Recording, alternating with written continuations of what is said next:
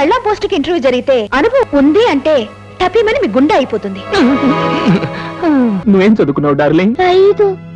5? మరి ఇందాక do you follow me అన్నప్పుడు తలెంత కాడించావు? మీరు ఆడించారుగా, అందుకని నేను ఆడించాను. నాయనమ్మా, అప్సెట్ అయ్యారా? అది ఆప్సెట్ కాదు తల్లి, అప్సెట్ అప్సెట్. నాకు చదువు రాదు వంట రాదు అనుకున్నావేమో. అవి తెలియకపోయినా మిగతావన్నీ నాకు బాగా తెలుసు. మీ ఆయన ముసలాడైపోయాడు కాబట్టి మీకే ఫీలింగ్స్ లేవు, కానీ నా ముగ్గురు జబర్దస్తిగా ఉంటాడు. అది తన్నుకుపోతుందని నా ఫీలింగ్. నమస్కారం అండి. నమస్తే. తెలుగు మాస్టర్ వెంకటేశ్వర్లు గారు మీరేనా? అవును నేనే. మీరు? శివానంద ఆశ్రమం నుంచి వచ్చాను. ఇదివరకు రెగ్యులర్ గా వచ్చావిడ అక్కడ? ఆవిడికి ఒంట్లో బాగాలేదండి, కంట్లో నలక పడితే రుద్దుకుంది, ఇంతలా వాచింది. అలాగా? మీకు ముస్లిం అమ్మాయి అయినా పర్వాలేదా? నాకే మతమైనా సమ్మతమే. నిప్పులాంటి అమ్మాయి నీగ్రో అయినా తాళి కట్టేస్తాను. సలాం అలైకుం. వాలేకుం సలాం. కొంచెం కష్టంగా ఉంది. ఓకే అయితే ప్రాక్టీస్ చేసుకుంటాను. పదండి లోపలికి. ఇదిగో వంద. సూపర్ యాక్షన్, త్వరగా వెళ్ళు. Dance success. మీ పేరు? సుల్తానా నదియా, జిల్ జిల్ బుల్బుల్ కట్మల్ రజియా బేగం. పేరులో సౌండ్ బాగుంది, కానీ కొంచెం పొడుగు. అన్ని కుదిరితే కట్ చేసుకుందాం. ఇప్పుడు నేను అడగబోతున్న జనరల్ నాలెడ్జ్ కి సంబంధించిన కొన్ని ప్రశ్నలు నేను అడుగుతాను, నా సందేహాలు తీరుస్తారా? ఇదివరకు ప్రతి అమ్మాయిని ప్రశ్న నేను అడిగేవాడిని, ఇప్పుడు మీరు నన్ను అడుగుతున్నారు. ఓకే ఓకే, అడగండి. చూడండి, జంతువులకి భాష లేదు కదా. పుట్టగానే ఆకలి అని దూడ అడగలేదు, పాలు తాగు అని ఆవు చెప్పలేదు.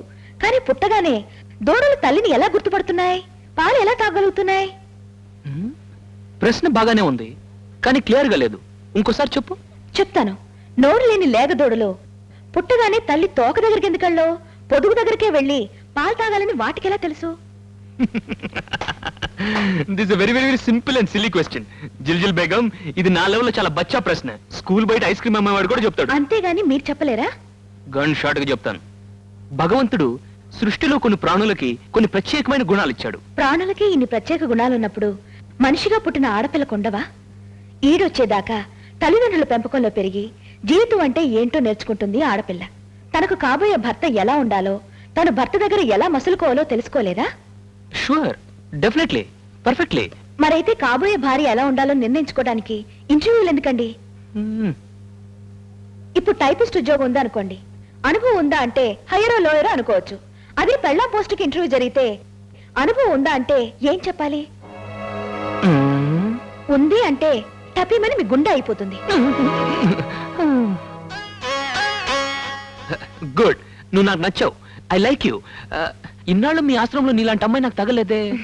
సరే గాని మరి మీరేదో అడగాలనుకున్నారు కదా, అడగండి. That's all, it's over. Clean bold. Please అలా అనకండి. దయచేసి మీరేం అడగాలనుకున్నారో అడగండి. Good, very good. I like you again. కొత్తగా పెళ్ళై అత్తవారింట్లో అడిగిపెట్టిన ఆడపిల్లని 5 ముఖాలున్న దీపపు సమ వెలిగించమంటారు. ఎందుకు? కొంచెం కొంచెం కష్టమైన ప్రశ్న కదా. పర్వాలేదు, టేక్ యూర్ ఓన్ టైం. నెమ్మదిగా ఆలోచించి చెప్పు. I will explain to you later. Take your own time. చూడండి, మీ ఇంట్లో 5 ముఖాలున్న దీపపు సిమ్మ ఉన్నంత మాత్రాన అందరిళ్లలో దీపపు సిమ్మలు ఉంటాయా? కొందరిళ్లలో గుడ్డి దీపాలు కూడా ఉండవు. కొందరిళ్లలో మట్టి ప్రమిదలు ఉంటాయి. కొంతమందికి ఇళ్లే ఉండవు. అంత మాత్రాన వాళ్ళలో కుటుంబ స్త్రీలు ఉండరా? వాళ్ళందరిలో ప్రేమ, అభిమానం, అనురాగం, వాత్సల్యం, సమయస్ఫూర్తి ఉండవా? గుడ్, నాకు రావాల్సిన సమాధానం వచ్చేసింది. సెమీఫైనల్స్ లో గెలిచావు. ఫైనల్ గా ఒక ప్రశ్న, నీకు పాట పాడడం వచ్చా? రాకపోతే చేసుకోరా? నో, నాకు మ్యూజిక్ అంటే ఇంట్రెస్ట్, దట్స్ వై. మీకు భక్తి పాట కావాలా లేక రొమాంటిక్ పాట కావాలా? భక్తి పాట ఎందుకు? నేను తెలుగు మాస్టర్ నైనా చాలా టీనేజ్ ఎమోషన్స్ ఉన్నాయి. రొమాంటిక్ పాటే పాడు. హాజీ. కూర్చో. గుడ్. ఇదేంటి ఇక్కడ కూర్చున్నావు? పైన కూర్చో. పైన చూడు నాంచి, ప్రపంచంలో నేను ప్రేమించేది ముగ్గురిని. మొదట ఇదేంటి ఇంత వీక్ ఉన్నావు? ఇంతకే ఇలా పడిపోతే ముందు ముందు సరే. మిల్టన్ దాంపత్య గురించి ఏం చెప్పాడో తెలుసా? నీకు తెలియదులే. అదిగో ఆ పుస్తకాలు రాకుంది చూడు, అక్కడ మిల్టన్స్ ప్యారడైజ్ లాస్ట్ అని ఒక పెద్ద పుస్తకం ఉంది, వెళ్ళి తీసుకు. అందులో భార్యాభర్తల అనురాగాన్ని గురించి అద్భుతంగా వర్ణించాడు మిల్టన్ మహాశయుడు. అలాగే కష్టం వచ్చినప్పుడు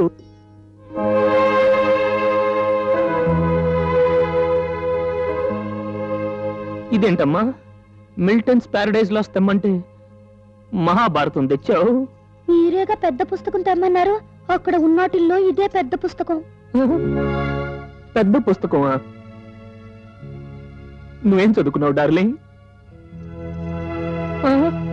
అదేంటి పిడికిలు పిడుస్తున్నావు?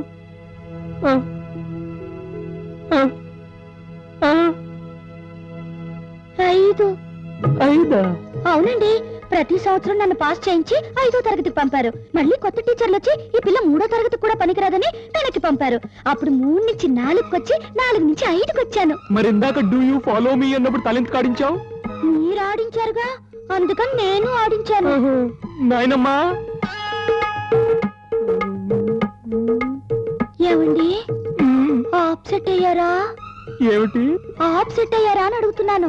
నువ్వేం చెప్తున్నావో నాకు అర్థం కావటం లేదు తల్లి. ఏం లేదండి, మొదటి రాత్రి భర్త ఏ కారణం చేతైనా ఆప్సెట్ అయితే ఇక జీవితం అంతా ఆప్సెట్ అవుతారని మా ఆశ్రమంలో చెప్పారు. అది ఆప్సెట్ కాదు తల్లి, అప్సెట్. అప్సెట్ ఏంటి?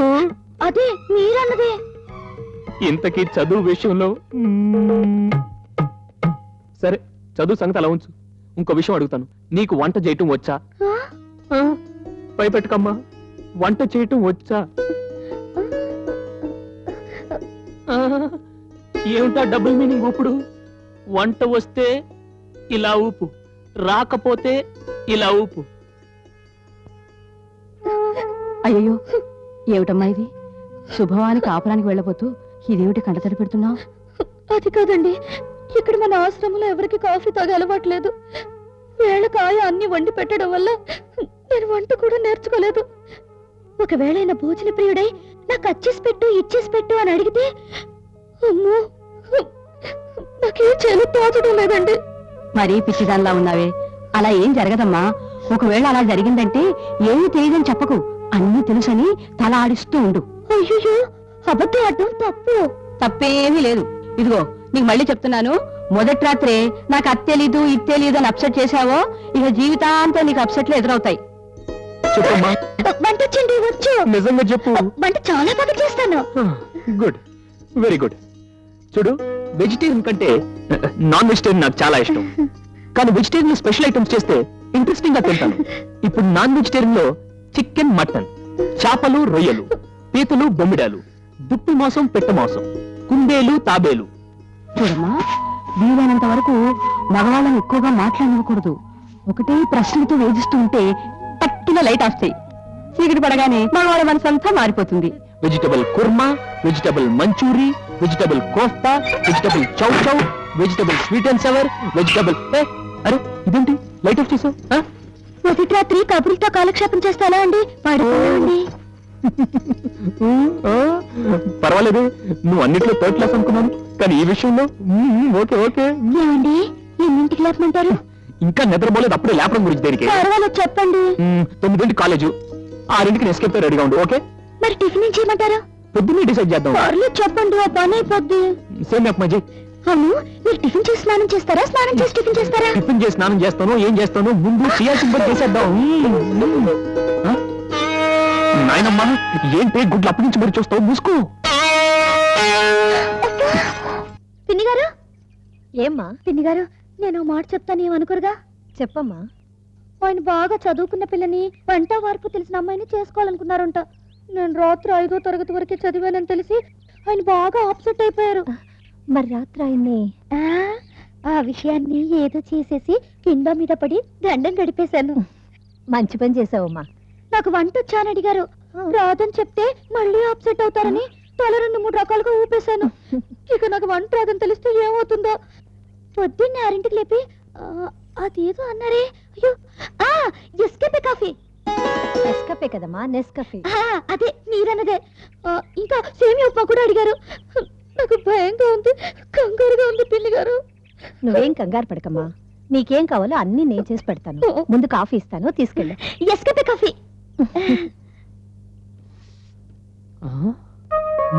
నాంచారి, పప్పు చారులా కాస్త రాత్రి అంతా కంగారు పడ్డాను, బట్ కాఫీ సూపర్ సూపర్. ఇంతకీ సేమియా ఉప్మా రెడీయా? తయారవుతుంది.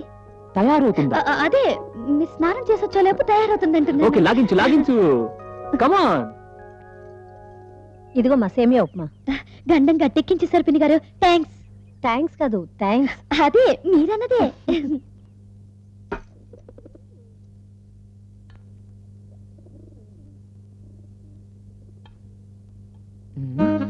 ఏమిటండి బాగలేదా? బాగో లేదా?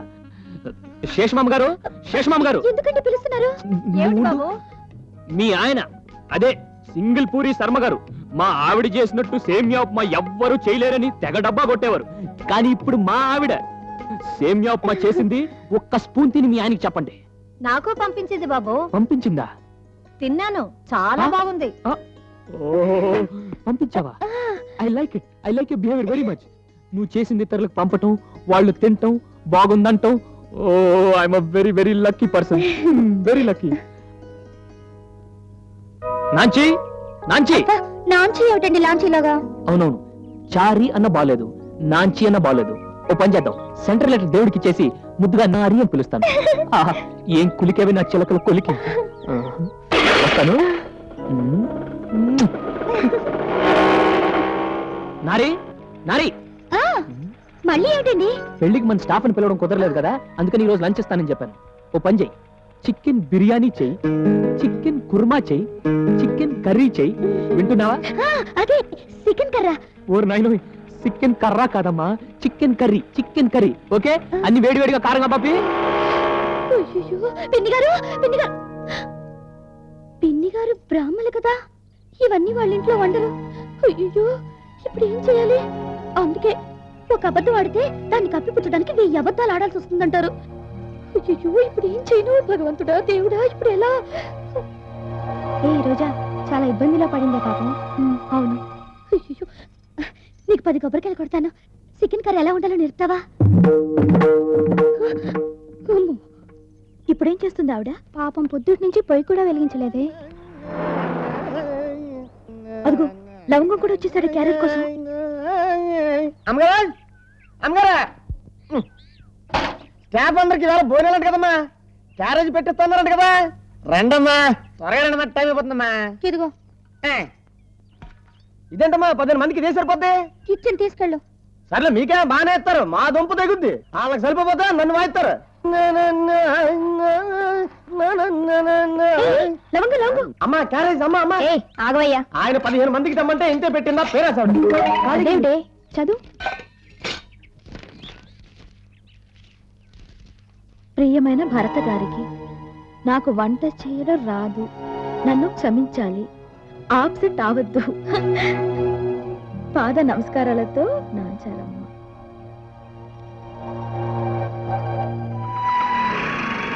నారి, నారి, మై డార్లింగ్ నారి, ఎక్కడున్నావే పిచ్చిమావా?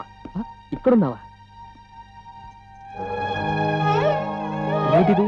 నన్ను కొట్టండి, నా వంట సంగతి మీకు అర్థమై ఉంటుంది. నాకేమిటి, మా స్టాఫ్ మొత్తానికి అర్థమైంది. నువ్వు చేసిన చికెన్ బిర్యానీ తిని మా స్టాఫ్ అంతా కళ్ళు తేలేశారు. అబ్బాబాబా, నీ వంటే వంట. మీ ఆవిడ వంట మహాలక్ష్మిని మా స్టాఫ్ అంతా నన్ను ఎత్తేశారనుకో, ఇక జన్మలో వాళ్ళ ఇంట్లో భోంచేరు. నీ బ్రెయినే బ్రెయిన్, అడగకుండానే బ్రెయిన్ కర్రీ కూడా చేసి పంపించావు. అందుకే ఇప్పుడు నా బ్రెయిన్ యూజ్ చేసి నీకేదో తెచ్చా. కొత్త చీర, మల్లె పూలు. అంతేకాదు, నెక్స్ట్ ప్రోగ్రామ్ ఏంటి? Bedroom, bedroom. జయ కృష్ణ ముకుంద మురారి. అమ్మా, నిన్న నువ్వు చేసిన సహాయం జన్మలో మర్చిపోను. చాలా థ్యాంక్స్. ఇంద ఉంచు. ఎందుకమ్మా? ఎందుకేమిటి? నిన్న హోటల్లో బిర్యానీ కొని తీసుకెళ్లి నా పరువు కాపాడావు కదా. బాలెటోరే, నేను ఎక్కడ కొనిచ్చానమ్మా? పక్కింటి రోజా కొనిచ్చింది. రోజానా? ఎవరా పిల్ల? ఆ అదిగో మేడ మీద పిల్ల. జయ కృష్ణ ముకుంద మురారి. అంతేకాదు, ముచ్చటైన కాపురానికి 3 సూత్రాలు చెబుతాను, గుర్తుపెట్టుకో. 1, నీ మొగుడికి ఇంకో ఆడది వంట చేసి పెట్టిందంటే దాని వెనక ఏదో కిరికిరి ఉన్నట్టే. నువ్వేనా రోజా అంటే? ఒసేయ్, దిగవే కిందకి. దిగమంటుంటే నువ్వెందుకు దిగుతావే? నేనే వస్తాను. రోజా అంట రోజా. అసలు నువ్వెవరితో నా ముగ్గురికి వండి పెట్టడానికి ఇలాంటి నంగనాచి వేషాలేసి నా కాపురే కులుద్దాం అనుకుంటున్నావా? అయినా నీ రుచులు చూపించడానికి మా ఆయనే కావాలా? ఎర్రగా బుర్రగా ఉన్నాడు కదని నా ముగ్గుడే గుడ్డలు వేసుకోవాలని చూస్తున్నావా? ఏమే, ఊళ్ళో ఇంతమంది ఉన్నా నా ముగ్గుడే దొరికాడా నీకు? నరికి పాకేస్తాను. చరమ్మ గారు, పాప మీద తెలియక నువ్వు నోరుమివే. నువ్వు దాని సైడ్ మాట్లాడమంటే నిన్ను సైడ్ కాలంలోకి తోసేస్తాను. జాగ్రత్త. అయ్యో, తలంచుకుని బొమ్మ ముద్దు పెడితే నిన్ను వదిలిపెడతాననుకున్నావా? ఇదిగో నాకు చదువు రాదు వంట రాదు అనుకున్నావేమో, అవి తెలియకపోయినా మిగతావన్నీ నాకు బాగా తెలుసు. పెద్ద దిగొచ్చింది పుడింగి, నా ముగ్గురితో ఎలా కాపురం చేయాలో నాకు బాగా తెలుసు.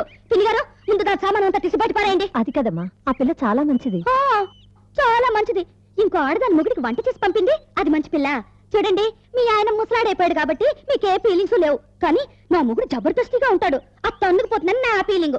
అది కాదమ్మా. ఆపండి ఆపండి. తెలుగు వన్